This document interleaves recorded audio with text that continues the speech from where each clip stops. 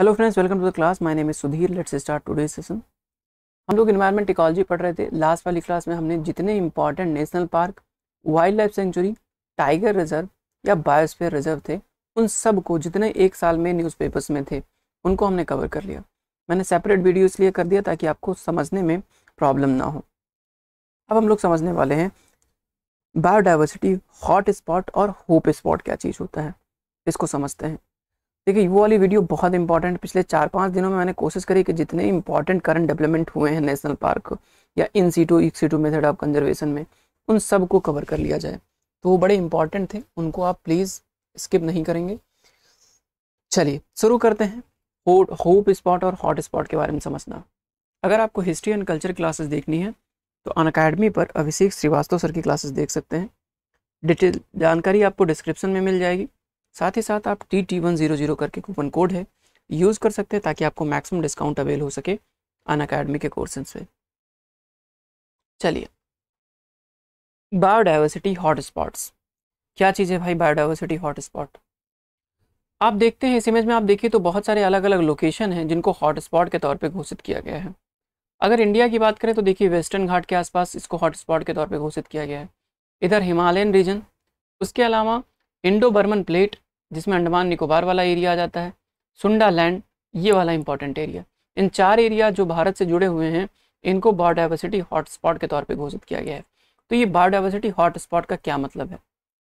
आपको मैंने पढ़ाया था स्पीशीज रिचनेस, प्रजातीय साम। इसका क्या मतलब था स्पीशीज रिचनेस का?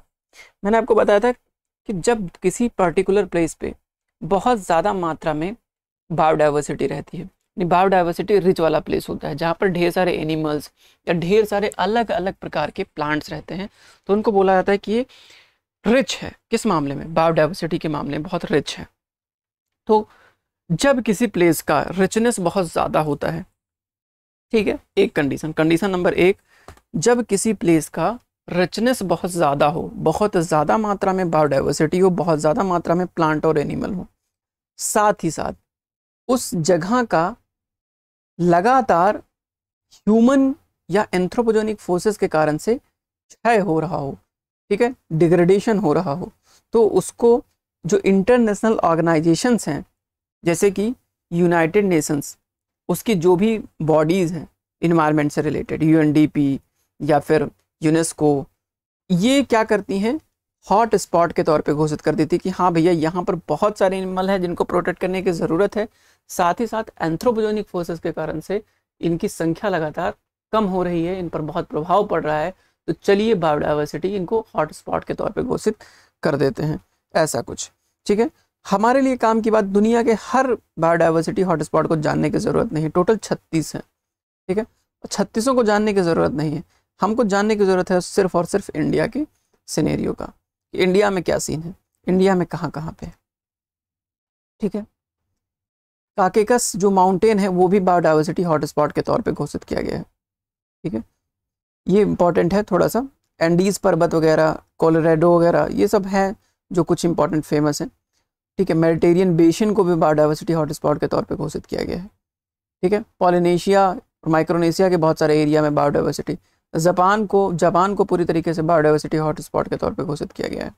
मेडागास्कर और इंडियन ओशन के जो आइलैंड्स हैं उनको भी बायोडाइवर्सिटी हॉटस्पॉट के तौर पे घोषित किया गया है। मपूता लैंड जो है ये भी इंपॉर्टेंट है, जो बायोडाइवर्सिटी हॉटस्पॉट के तौर पे घोषित किया गया है। ठीक है, तो ये कुछ थोड़ा सा आपको समझना है। हालांकि आप चाहें तो इमेज को, वीडियो पॉज करके इमेज का स्क्रीनशॉट लेके आप देख सकते हैं। खैर, बात करते हैं बायोडाइवर्सिटी हॉटस्पॉट के कुछ डिफिनेशन के लिए। बायोडाइवर्सिटी हॉटस्पॉट क्या चीज़ होता है? जैसा कि मैंने बताया कि स्पीसीज रिचनेस होनी चाहिए, हाई स्पीसीज रिचनेस होनी चाहिए, और हाई डिग्री ऑफ एंडेमिज्म होना चाहिए। High degree of endemism, 2 term है। स्पीसीज रिचनेस, रिचनेस का मतलब मैंने बताया कि बायोडाइवर्सिटी खूब भर भर के हो, स्पीसीज रिचनेस हो गया। एंडेमिज्म का क्या मतलब है? अस्थानीयता, अस्थानीयता, एंडेमिज्म। अस्थानीयता का क्या मतलब है? कि वो पर्टिकुलर एनिमल या प्लांट उसी पर्टिकुलर रीजन में पाया जाता हो, कहीं और ना पाया जाता हो, तो उसको बोल देते हैं एंडेमिज्म। ठीक है, एंडेमिज्म। तो ये दो चीज़ होनी चाहिए, हाई डिग्री ऑफ एंडेमिज्म होनी चाहिए जो प्लांट और एनिमल्स हैं उनका, और स्पीसीज रिचनेस होनी चाहिए किसी पर्टिकुलर जगह का, तो उसको बोल देते हैं कि हाँ ये बायोडाइवर्सिटी हॉटस्पॉट के तौर पे घोषित किया जा सकता है, बायोडाइवर्सिटी हॉटस्पॉट के तौर पे घोषित किया जा सकता है। स्पीसीज रिचनेस हो, स्पीसीज एंडेमिज्म हो बहुत ज़्यादा। ये जो बायोडाइवर्सिटी हॉटस्पॉट का जो टर्म था, सबसे पहले नॉर्मन मेयर्स ने इसको कॉइन किया था, एक बायोलॉजिस्ट थे, उन्होंने इसको कॉइन किया था 1988 में। ठीक है, उनको लगा कि जो बहुत ज़्यादा एंडेमिक स्पीसीज हैं, स्थानिक स्पीसीज हैं, वो क्या हो रही हैं कि वो serious level of habitat loss से जूझ रही हैं, बहुत ज़बरदस्त तरीके से उनका जो आवास है वो प्रभावित हो रहा है एंथ्रोपोजेनिक या नेचुरल फोर्सेस के कारण से। चलो इनको घोषित करते हैं बायोडाइवर्सिटी हॉटस्पॉट। ठीक है, तो serious level of habitat loss होना चाहिए, उनका घर बहुत ज़बरदस्त तरीके से तबाही की ओर मूव करना चाहिए, ख़राब होना चाहिए, बिगड़ रहा होना चाहिए, तभी उसको बायोडाइवर्सिटी हॉटस्पॉट के तौर पे घोषित करते हैं। ठीक है, तो endemism, species richness, high level of habitat loss, ये कुछ की टर्म्स हैं जो बायोडाइवर्सिटी हॉटस्पॉट के तौर पे घोषित करने के लिए जिम्मेवार हैं। तो ये की टर्म अगर आपको प्रीलिम्स में दिखाई दे जाएं तो आपको समझ लेना है कि ये बायोडाइवर्सिटी हॉटस्पॉट की ही बातचीत चल रही है। अब देखो, अब क्या कुछ और कंडीशन दिया गया है बायोडाइवर्सिटी हॉटस्पॉट को लेके। कुछ कंडीशन क्या है, पहली कंडीशन तो ये है कि देखो, मस्ट कंटेन एटलीस्ट 1500 स्पीसीज होनी चाहिए, वैस्कुलर स्पीसीज होनी चाहिए, 1500 जो है वैस्कुलर स्पीसीज होनी चाहिए, जो है ये ज़रूरी बात है। 1500, कम से कम 1500 होनी चाहिए, बात समझनी। ठीक है, एज एंडेमिक। ठीक है, 1500 वॉस्कुलर प्लांट्स होने चाहिए, स्थानीय एंडेमिक होने चाहिए, ये समझिए। ठीक है, मतलब दुनिया में और ये कहीं 1500 पाए नहीं जाने चाहिए, कहीं और नहीं पाए जाएंगे 1500 एटलीस्ट। ये इंपॉर्टेंट बात है कि हाँ 1500 से कम कहीं नहीं होने चाहिए, और 1500 जो स्पीसीज पाए जा रहे हैं ये दुनिया में कहीं और नहीं पाए जाने चाहिए, उसी पर्टिकुलर जगह पे पाए जाने चाहिए जिसको आप बायोडाइवर्सिटी हॉटस्पॉट के तौर पे घोषित करना चाहते हैं। उसके बाद क्या है, इसका हैबिटेट लॉस जो होना चाहिए वो 70% होना चाहिए, 70% से ज़्यादा हैबिटेट लॉस हो जाना चाहिए। ओरिजिनल हैबिटेट जितना भी था, हैबिटेट एंड इकोसिस्टम मैंने बढ़ाया था, वो जगह जहाँ पर जो ऑर्गेनिज्म रहता है उसका 70% लॉस हो जाना चाहिए, ख़त्म हो जाना चाहिए, तब उसको हम क्या करते हैं, बायोडाइवर्सिटी हॉटस्पॉट के तौर पे घोषित करते हैं। ठीक, अब यार 70% खत्म ही हो जाएगा तो 30% बचेगा, फिर तो घर का मारा मारी हो जाएगा, इनको और कम करना चाहिए मेरे हिसाब से। 30-40% जैसे खत्म हो वैसे बायोडाइवर्सिटी हॉटस्पॉट के तौर पे घोषित कर दो। ठीक है, अब इंतजार कर रहे हैं, जब खत्म हो जाएगा तब हम हॉटस्पॉट घोषित करेंगे, तब प्रोटेक्ट करेंगे, तो बड़ा मुश्किल हो जाएगा। एक वक्त आएगा जब प्रोटेक्शन बहुत मुश्किल हो जाएगा, इसलिए थोड़ा सा कम, जैसे ही इनका बायोडाइवर्सिटी हॉटस्पॉट खत्म होने लगे वैसे इसको घोषित कर देना चाहिए। खैर मेरा सजेशन है, ये अलग बात है कि अपने हिसाब से क्यों करते हैं 70%। ठीक है, तो ये बात हो गई, ये दो कंडीशन है जो बायोडाइवर्सिटी हॉटस्पॉट घोषित करने के लिए जिम्मेवार हैं। ठीक है, इतनी बात समझ में आई, कोई दिक्कत है तो बताइए।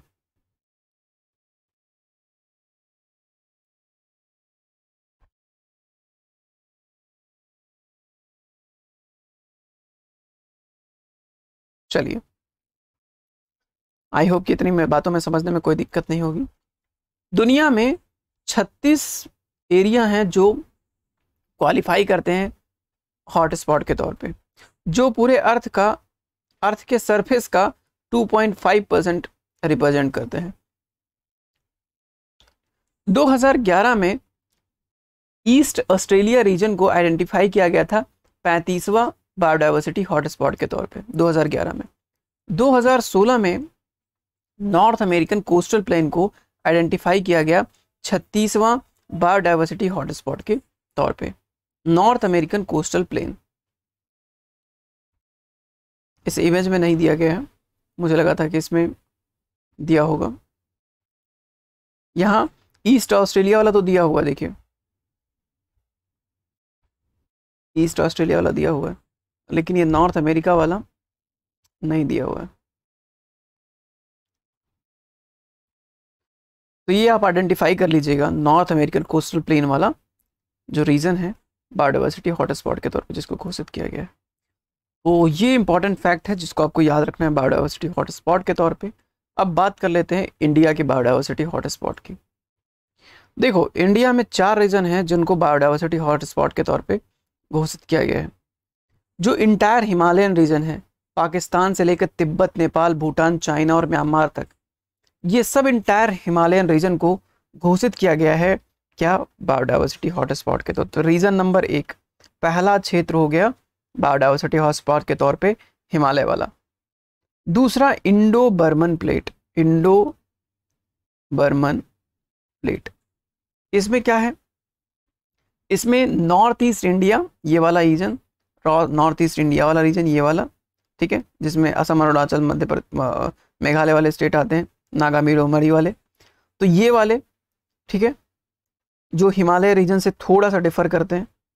और Myanmar, Thailand, Vietnam, Laos, Cambodia और साउथ चाइना, ये सब मिला के बनाते हैं दूसरा बायो डाइवर्सिटी हॉटस्पॉट वाला रीजन।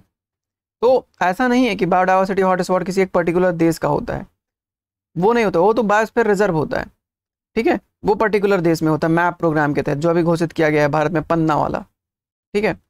इसमें 2-3 देशों को मिला के, इसीलिए तो कहते हैं इंटरनेशनल ऑर्गेनाइजेशन जो है इसमें शामिल होती है। तो इसमें देखो, म्यांमार भी है, थाईलैंड में, Vietnam, Laos, Cambodia, south China, यानी मतलब चाइना भी इसमें शामिल हो रहा है, इंडिया भी शामिल हो रहा है।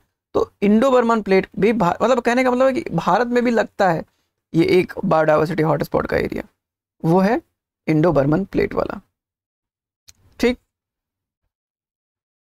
अब बात करते हैं अगली, सुंदालैंड। सुंडालैंड निकोबार ग्रुप, देखिए निकोबार ग्रुप वाला, निकोबार ग्रुप के आइलैंड्स, उसके अलावा इंडोनेशिया, मलेशिया, सिंगापुर, ब्रुनेई और फिलीपींस, ये सब मिलके बनाते हैं सुंडालैंड। सुंडा एक स्ट्रेट भी है, आपने देखा होगा सुंडा स्ट्रेट, सुंडा स्ट्रेट। बताइए कमेंट सेक्शन में सुंडा स्ट्रेट किन दो जो है पेनिनसुला को अलग करता है या जोड़ता है कह लो, ठीक है, सुंडा स्ट्रेट, तो आपको बताना है कमेंट सेक्शन में। तो सुंडा लैंड जो है Nicobar group of island, Bharat, उसके अलावा इंडोनेशिया, मलेशिया, सिंगापुर, ब्रुनेई और फिलीपींस, इनके एरिया को मिला के बनता है सुंडा लैंड। उसके बाद बात कर लेते हैं कि वेस्टर्न घाट, एक जो चौथा बायोडाइवर्सिटी हॉटस्पॉट का रीजन है इंडिया में, वो है आपका वेस्टर्न घाट एंड श्रीलंका वाला region, western Ghat and Sri Lanka वाला रीजन। तो इंटायर वेस्टर्न घाट, पूरा का पूरा वेस्टर्न घाट, देखो ये इमेज बन गया, ठीक है, ये हो गया वेस्टर्न घाट, ठीक है, ये वेस्टर्न घाट। तो वेस्टर्न घाट का पूरा एरिया, साथ ही साथ पूरा का पूरा श्रीलंका, ये आता है आपके बायोडाइवर्सिटी हॉटस्पॉट के तहत, ठीक है। तो इसको मिला के एक बायोडाइवर्सिटी हॉटस्पॉट बना दिया गया, दो कंट्रीज के एरिया को। अब इंपॉर्टेंट बात क्या है कि ईस्टर्न घाट, एक बार कंफ्यूज करने के लिए दे दिया था कि ईस्टर्न घाट बायोडाइवर्सिटी हॉटस्पॉट के तहत आता है क्या, जी नहीं, ईस्टर्न घाट बायोडाइवर्सिटी हॉटस्पॉट के तौर पे नहीं आता है, ठीक। तो ये बात क्लियर हो गई कि बायोडाइवर्सिटी हॉटस्पॉट के तहत ईस्टर्न घाट नहीं आता है, वेस्टर्न घाट आता है, ये बात हमको समझनी थी, ठीक। ओके, चलिए एक क्वेश्चन सॉल्व कीजिए, 2010 में आया था, 2010 में एक क्वेश्चन आया था, इसको सॉल्व कीजिए, पढ़िए, फिर हम लोग डिस्कस करते हैं।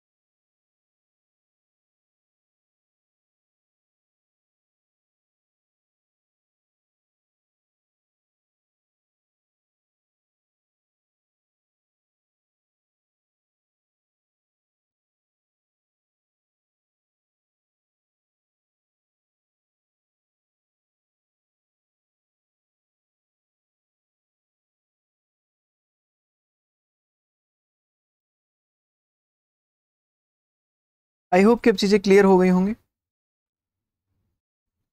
आई होप कि चीज़ें क्लियर हो गई होंगी कि क्वेश्चन आपने पढ़ लिया होगा और अब तक आपको समझ में आ गया होगा।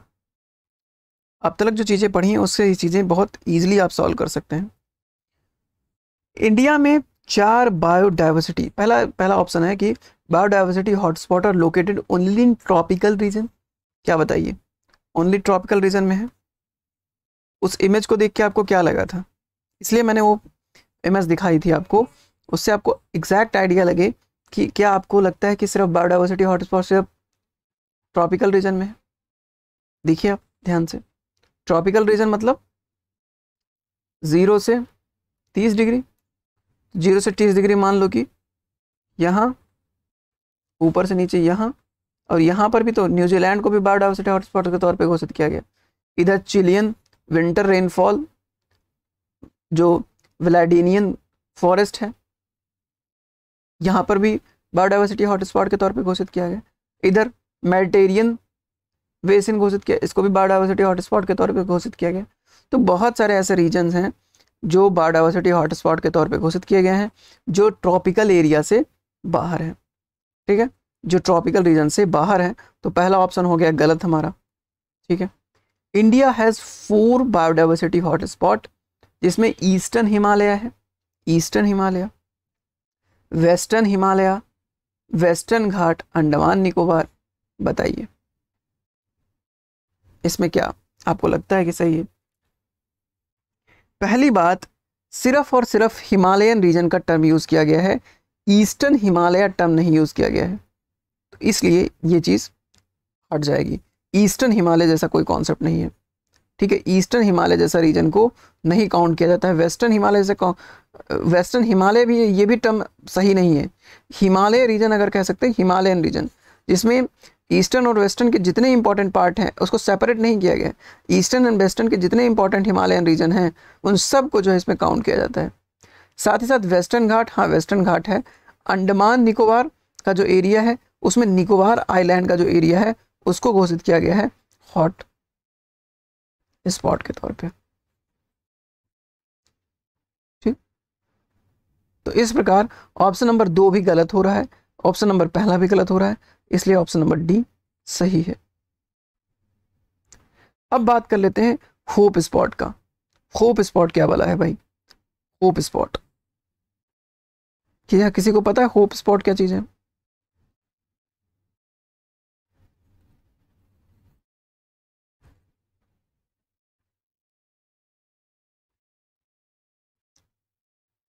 देखो, कहानी तब बिगड़ी जब समुद्र में प्रदूषण बहुत ज्यादा फैलने लगा, ओशनिक प्रदूषण बहुत ज्यादा होने लगा। ठीक है, समुद्र में, ओशन में बहुत ज्यादा प्रदूषण जब होने लगा, पॉल्यूशन होने लगा, तो IUCN को लगा कि भाई साहब अगर समुद्र प्रदूषित हो गया तो इसको बचा पाना बड़ा मुश्किल हो जाए, क्योंकि उसमें तो कोई इतना ज़्यादा प्रोटेक्शन किया नहीं जा पा सकता है। जैसे लैंड पे आप बहुत ईजिली चीज़ें एलिमिनेट कर सकते हैं, अगर प्रदूषण फैल गया तो आपने कुछ मशीन लगा दी और आपने उसकी सफाई मचा दी। लेकिन जब समुद्र में इस प्रकार की चीज़ें होने लगेंगी तो बड़ा मुश्किल हो जाता है इसको बचा पाना। क्यों? क्योंकि समुद्र में उतनी अच्छी टेक्नोलॉजी नहीं है हमारे पास। जैसे समुद्र में चीज़ें, अगर कोई चीज़ मान लो कि अभी ऑयल स्पिलिंग हो गई तो उसको ही ख़त्म कर पाना हमारे लिए बहुत टेढ़ी खीर हो जाता है। आप सोचो कि अगर समुद्र में पोल्यूशन बहुत ज़बरदस्त तरीके से फैल गया तो वहाँ पे जितने एनिमल है वो सब मारे दिए जाएंगे। जब मारे जाएंगे तो जाहिर सी बात है कि प्रदूषण और बहुत तेज़ी से फैल जाएगा, BOD बढ़ जाएगी, COD बढ़ जाएगा, पोल्यूशन बढ़ जाएगा, समुद्री पारितंत्र प्रभावित हो जाएगा, पूरा इकोसिस्टम, पूरा जो है बायोडाइवर्सिटी प्रभावित हो जाएगा अगर समुद्र इकोसिस्टम प्रभावित हो गया तो उसको बचाने के लिए IUCN को लगा, अरे भाई कुछ करते हैं। क्या करते हैं? होप स्पॉट लेके होप करते हैं। होप स्पॉट क्या है? एरिया ऑफ एन ओशन, समुद्र का एक area of N ocean that need special protection, जिसको एक स्पेशल प्रोटेक्शन की ज़रूरत होती है, क्योंकि जो अंडर वाटर हैबिटेट है वो बहुत ज़्यादा प्रभावित हो रहे होते हैं। तो जो समुद्री एरिया है उसको प्रोटेक्ट करने के लिए होप स्पॉट का कॉन्सेप्ट लाया गया। इसके लिए जॉइंट इनिशिएटिव किया गया मिशन ब्लू और IUCN के बीच में। IUCN और मिशन ब्लू के बीच में एक जॉइंट इनिशिएटिव किया गया और कहा गया कि हम ओशन के एरिया है उसको होप स्पॉट के तौर पे घोषित करेंगे, उसको प्रोटेक्ट करने की कोशिश करेंगे। और कार्बन सिंक, जो इंपॉर्टेंट कार्बन सिंक है, जो बायोडाइवर्सिटी को कंट्रीब्यूट करता है, इंपॉर्टेंट कार्बन सिंक है, इंपॉर्टेंट हैबिटेट है, उसको प्रोटेक्ट करने की कोशिश करेंगे समुद्र के। ठीक है, ठीक है। इसमें कहा गया कि जो मराइन जो मरीन प्रोटेक्टेड एरिया है उसको भी जो है स्पेशल अटेंशन की ज़रूरत हो सकती है, या कोई नई साइट्स जिसको स्पेशल अटेंशन की ज़रूरत है, होप स्पॉट उसको नया जो है होप प्रोवाइड करेगा कि वो बच जाएंगे। इस इमेज में देखिए कि बहुत सारे इंपॉर्टेंट एरिया हैं जिनको होप स्पॉट के तौर पे घोषित किया गया है। जैसे कि अपने देश की तरफ देखें तो अंडमान आइलैंड को होप स्पॉट के तौर पे, मालदीव एटॉल्स को और लक्षद्वीप आइलैंड को होप स्पॉट के तौर पे घोषित किया गया है। ठीक है, तो ये 3 होप स्पॉट आपको समझना है। बाकी और बहुत सारे हैं जिनको आप देख सकते हैं होप स्पॉट के तौर पे घोषित किया गया है, लेकिन फिलहाल हमको हमारे जो काम का ये 3 इंपॉर्टेंट है जिनको हमको समझना है। ठीक है, तो ये जो समुद्री पारितंत्र है उसको प्रोटेक्ट करने का कोशिश किया जाता है होप स्पॉट में। तो आई होप कि इतनी चीज़ें क्लियर हो गई होंगी आपकी। इतना समझने में किसी को कोई दिक्कत है तो आप मुझे बता सकते हैं। ठीक है, इतना समझने में अगर किसी को कोई दिक्कत है तो आप मुझे बता सकते हैं कमेंट सेक्शन में। ठीक है, तो अभी यहाँ पर ही रुकते हैं, होप स्पॉट और हॉट स्पॉट के कॉन्सेप्ट पे। रिमेनिंग चीज़ें कवर करेंगे नेक्स्ट वीडियो में। Thank you so much for watching, have a nice day.